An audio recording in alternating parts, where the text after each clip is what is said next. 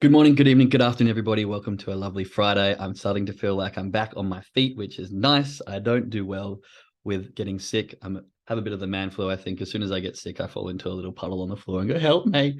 But I'm not a fan of it. It doesn't happen very often, but I'm glad to be kind of perking back up a little bit. Still not 100%, but feeling much better than I was this week. So I'm very grateful for my health, for my recovery, for my lovely wife who supported me and helped me when I wasn't feeling my best. I'm super grateful for good health. When you don't have it, you realize how much you miss it. Even though it wasn't anything bad, it's still, when you're moving forward and you've got a lot going on and life is just busy and fun, and then you get taken out of that for a while, it's like, man, I really miss having good health. It makes you rethink, maybe I should just be a little bit healthier on a few things here and there. And I'm sure as you get older, you have the same sort of thing. Your body doesn't work as functioning. I mean, I'm only 30, so I've still got a very fit and healthy body. But there are certain times when I'm like, maybe, just maybe, I should take a little bit more caution for the long haul.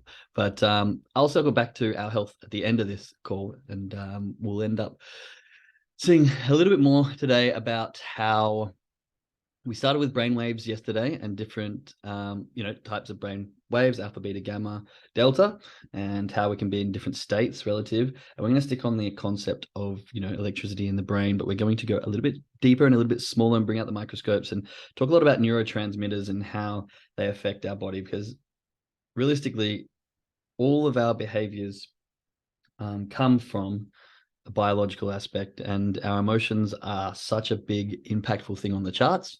And so what creates emotions? Thoughts, feelings, externals, but also the chemical reactions in our brains. So I find it very fascinating, and I find the more we learn about ourselves, the more we can understand how we behave and respond and act. And overall, the more we can improve our trading. So chuck your gratitude into the chat here. I've seen a little bit of it come through already. Grateful it's Friday and the air is still cool at night and in the mornings. Yes, we're just saying how nice it is that it's starting to heat up, but the sweaty nights also come with the hot days. So I'm hoping that it can still heat up a little bit, but not too much more, so that I don't sweat through the night. I am grateful for continued learning, for wonderful opportunities, great conversation, and games that connect friends and family. That's lovely. Games that connect friends and family. That's something that I think has drifted from my repertoire of activities, shall I say. Playing games with friends and family, because, not regular catch-ups happened anymore, as, we drift apart and move to the other side of the world. Guilty. But we do have a couple of friends here that we do play games with sometimes, and I always have a great time. I love a good game night. So thanks for bringing that to my attention. Maybe I'll organize a game night soon with some of my friends over here. Right. So getting into the guts of it today, what I want to talk about is neurotransmitters. Now, what are neurotransmitters? Basically, our brain is made up of billions, hundreds of billions of cells, neurons or nerve cells. And the way we think, move, act, respond, do all these things is through the communication of these nerve cells. And I find it very, very fascinating that our brain works on electrical pulses. So basically we have electricity running through our cell, which gets to the end. And if it's an electric synapse, it will just connect through. And if it's a chemical synapse, basically the electricity will burst off some chemicals. These chemicals will fire across from one synapse to another synapse, and then the chemicals will be consumed. And depending on the chemicals that were sent off, depends on how we respond and behave and react. And the best example I can think of this is, imagine, I don't know, there's a few people from Canada here. Imagine you're driving down a road, all of a sudden the road ends, so you need to jump on a ferry, and that ferry goes across a little bridge of water and then drops you off on the other side, and then you can keep going. That's basically what a synapse is. Now, I'm not a neuroscientist or a nutrition, so please, take my research as my own, and do your own. If I do have some technicalities wrong, please let me know in the chats or get a hold of me so I can correct them, because I don't like false information. But this is the best example that I can come up with so far, and the most accurate to my knowledge. But the more that so yesterday we were talking about groups of cells firing together, and then the more this happens, the more that the brain waves can move together, and this moves our brain into different waves, and we can read those electrical pulses on our skull. But the way we can get these big like synapses changes, this is kind of where habits form as well. So the more that the cells fire the more that the two cells fire together, then the more we use them. And I'm sure you've heard maybe the saying, cells that fire together wire together. Well, this is the same kind of concept as like the path less trodden. So sometimes I use an analogy of being on a snowboard, and you're trying to create the new path down a road. You see like a small path, so you go down that run, but it's not quite there yet. You'd come down it by the end of the day, you've been down it 20 times, and all of a sudden you know that run like the back of your hand, and it's carved out and it's nice and smooth in the snow. Well, this is the same sort of thing in our brain, where we do a certain action, behavior, habit, whatever it is, and the cells fire together, and then it becomes common. The cells are strong, and that's when it becomes this very habitual action for us. So when we first start off with a new habit, we need to kind of train our brain with new cells to fire together, and it's awkward and it feels weird and you're kind of confused and like learning a new skill. But over time, the more you do the same thing, the more this chemical reaction happens, and the more that the synapses continue to fire, and the patterns in your brain become stronger and stronger. And once we've got it to a certain strength, then it becomes natural. Then your body knows how to fire more than your conscious self. So a habit is basically when your body knows how to do things better than your mind does. So you don't have to think about it. You can just let the body take over. And this works like even when you're trading, you can see patterns that you don't have to acknowledge and consciously go, hang on, this is a pattern because of this and this. It's there, your body knows it, and you can see it. So understanding the way these paths are created and the way that our brain works together to build these can be very helpful in creating new habits and new patterns, and understanding that it is going to be weird and awkward and messy and confusing when you first start things.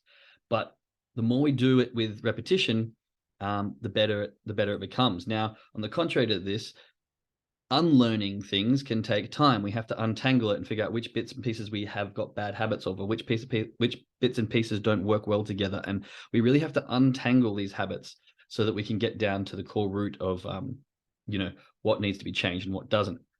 Now, going back to the neurotransmitters part, there's a good saying, which I heard recently, that goes, everything psychological is biological. And this implies that everything, the emotions, everything that we think, our behaviors, our thoughts, has some form of biological reaction to it. And I love this because you can really break down the psychological aspect of our behaviors and emotions to something very, very simple. And then hopefully from there, we can learn how to adapt and change it. Now, it's going to be different for everybody. Everyone has different emotions. I say this a lot. We are some of the emotions based on our past experiences.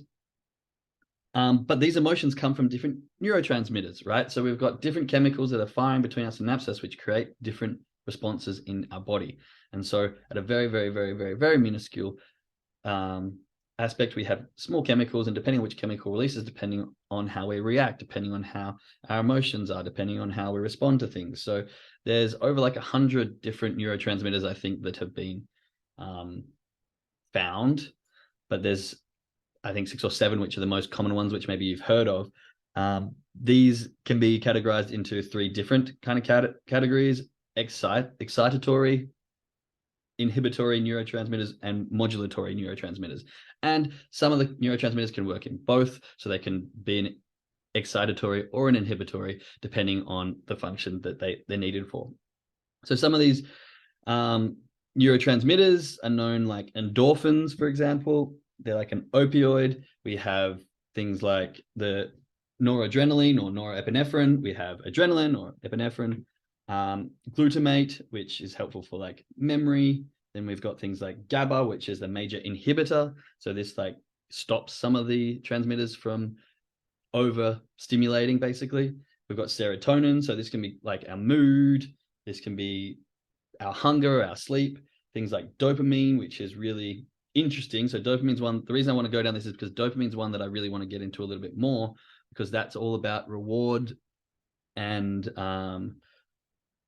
what else is like it can be movement, it can be learning, it can be attention, it can be our emotions, it can be the reward based. What else can dopamine? It's like that chasing feeling as well. So excess dopamine can lead to things like addiction and schizophrenia. So while these neurotransmitters have their certain place, in excess or in depletion amounts, we can have certain, I guess, emotional states, like, for example, depression if you've got not enough serotonin. Now, understanding these neurotransmitters is important because what we can then do is try to figure out how we can get the right balance of neurotransmitters. And the obvious solution to that is really plenty of sleep, healthy diet, meditation can work, exercise, all these things that we know are right for us. These actually are designed to give us the right balance of neurotransmitters. And when we have the right balance of neurotransmitters, our emotions are in check, our moods in check, our sleep's in check, our physical being is in check. And it can be very, very interesting to understand the way these work. Now, there is also the endocrine system, which is kind of the same, but it releases hormones. So hormones, now some of the neurotransmitters can be hormones as well as neurotransmitters, which I'm still finding a little bit confusing, but basically the hormones go into the bloodstream and they can come up and meet the brain in a different way. So these are things like appetite or attraction or aggression, but they actually last longer. So it takes longer for us to feel those things, but it also takes longer for us to deplete those things. And so understanding these emotions and these chemicals that are running around in our body can help us to understand how we behave on the charts, right? So if we are sitting there and all of a sudden we're feeling these really depressive modes because, I don't know, we've missed a trade, for example, these are the kinds of things that we want to be jotting down. So if you've got your emotional trading journal and if you're using it, these are the kind of things that we want to be noticing, because not only can we figure out where these emotions are coming from, and the other thing that I forgot to mention was that these neurotransmitters, they send signals when they're stimulated by sensory input, which is something you see, hear, feel, smell, that can relay a memory, which brings up emotion, starts the chemicals, or when they're triggered by a neighboring neuron, which to me was really important, because if the outer world sends some kind of sensory input and we respond to it by the chemical changes in our brain, a lot of the time we can't really stop that. We can't stop the biological process. But what we can do is start to bring attention and awareness to the things that make these chemicals fire off. And so if you find out that you're someone who fires off really quickly and the chemicals run around really quickly and like you're in a different state really, really fast, then we have to learn that about ourselves and understand how we can use this on the charts. If you have one loss, and I think I was talking about this maybe yesterday or a couple of days ago, if you have one loss, which was me for a phase, and then it ruins you for the rest of the day, obviously something in that has made this chemical shift. And from then, once the chemicals are firing and everything's going and my brain's now in beta state and it's like really alert and attentive, but maybe from adrenaline or something, and I'm like, then it makes it really hard for me to stay calm and focused and go back to logical trading, because now I'm in emotional trading. Once the chemicals are firing and everything's going around, I'm now in emotional trading state. And we know very well from the stuff that we talk about a lot in here that trading in an emotional state is not the way we want to trade, because trading in an emotional state is based on the past or the future, and therefore you're not present in the moment, and you find it really hard to trade probability based to your rules. So it's all kind of linked together. Okay, once we start to learn ourselves and we can start to learn the emotions that fire off these chemicals and how quickly we react, we can do a couple of things. We can A, try to avoid those circumstances, or B, bring a serious awareness to them. Okay, like for example, if all of a sudden you're watching a movie and then bang, something loud happens and you all like jumps, maybe you even jump just from the sound just then, chemicals are automatic release. You can't help that. You got scared, adrenaline fires, things are going, your body's getting ready, fight or flight, all these things are taking place. It's a biological process. But if we're watching the same movie and I go, just to let you know someone's going to shout, and then you hear the bang, you don't respond in the same way. Your levels don't jump because you're aware of it. You know what's going to happen, and therefore you can prepare yourself. This is the same kind of thing. And sometimes this just needs time on the charts. Time on the charts to go through certain things. Time on the charts to take the losses. Time on the charts to understand circumstances where things are not going your way. But how can we bring that sort of awareness to a situation down like a lot? Well, if we're only taking trades based on our trading plan, then we're not left with this uncertainty of what's going to happen. We know that there will be two outcomes.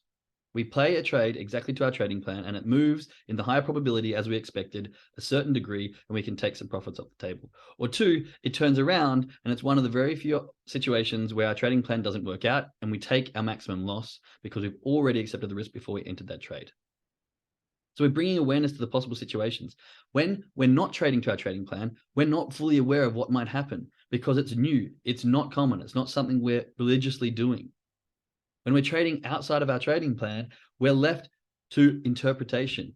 And what happens with interpretation? Anything can happen. It's like watching a movie you haven't seen before. Things can happen. A big candle can jump. What happens is the same as the loud bang that I said, which sends the chemicals running. And now you're back into emotional trading because you weren't prepared for it. You didn't have things in place. You didn't have rules in place because it's not on your trading plan on how to handle certain circumstances.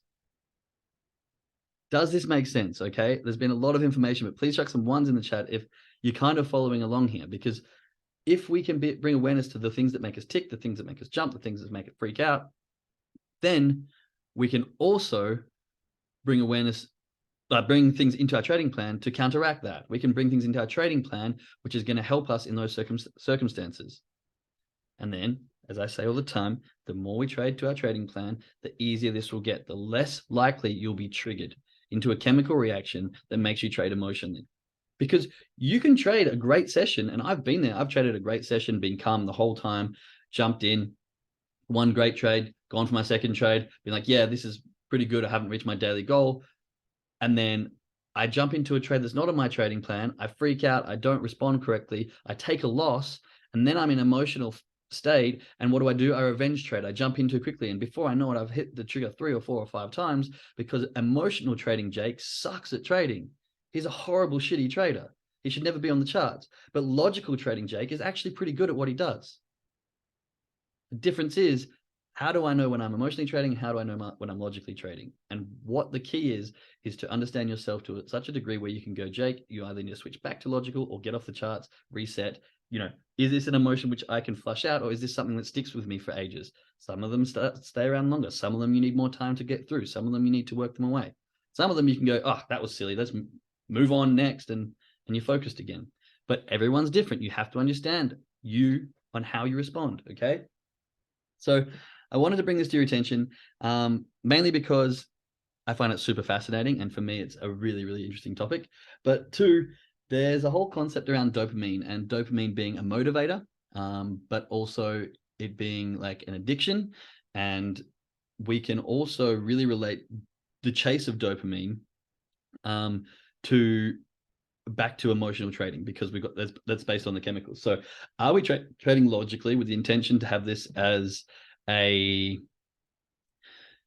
lifestyle, or perhaps maybe some of us, and I think I went through a phase of this, you get to a dopamine based trading where you're just chasing that next win and you just really want to get this win, or you want to make this money, and you're kind of almost fiending for the money, or you're fiending for the next win.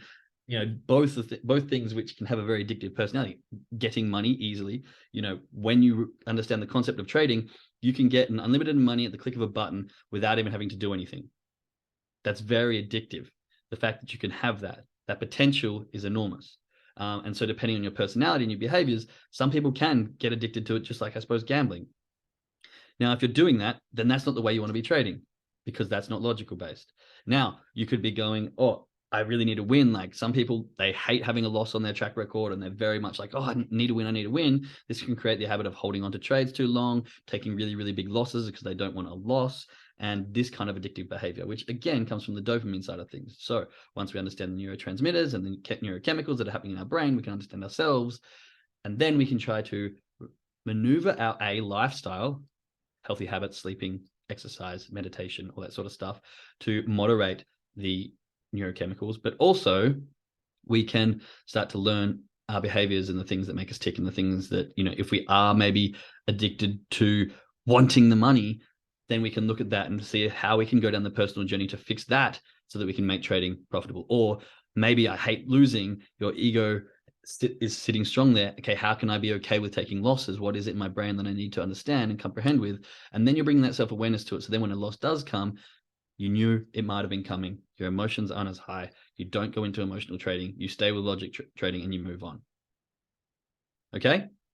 So I'm going to try and go down maybe a little bit more into dopamine and some of the effects, around that addictive personality and the way it's a motivator. So it's like this good balance. You want it to motivate you, and you want it to be there when you are trying something that's hard and getting rewarded for the effort, but you don't want it to be the thing that's driving you for the end goal. So I guess this is kind of all based similar to the dopamine being the infinite dopamine in the infinite style of gameplay compared to dopamine in the finite style. If it's like, that's the end game, that's what I'm chasing, I need to be there, then that's not necessarily the best thing. But it's like, oh yes, I'm feeling good because I'm doing the things I need to do day in, day out to get to the goals that I want. Oh yes, I'm feeling good because I actually traded to my trading plan every single trade during this session.